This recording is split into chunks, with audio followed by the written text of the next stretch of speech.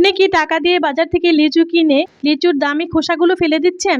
আজকের পর এই ভিডিওটি দেখে এমনটা করবেন না। আসসালামু আলাইকুম এভরিওয়ান। নতুন দিনের নতুন একটি ছোট্ট ব্লগে সবাইকে ওয়েলকাম।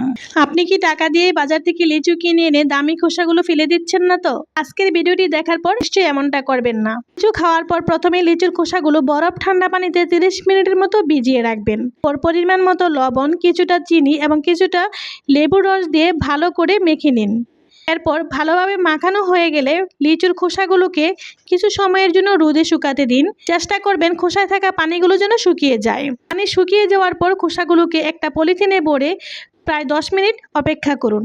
এরপর গিয়ে ডাস্টবিনে ফেলে দিয়ে আসুন, কারণ আমি নিজেও জানি না আপনি লিচুর খোসাগুলো দিয়ে কি বানাতে যাচ্ছেন। যাই হোক, মনোযোগ সহকারে ভিডিওটি দেখার জন্য অনেক অনেক ধন্যবাদ। যেখানে সেখানে লিচুর খোসা ফেলে না দিয়ে পরিবেশ নষ্ট করবেন না, এটি পোস্টের মর্মার্থ। ভুল হলে ক্ষমা করবেন।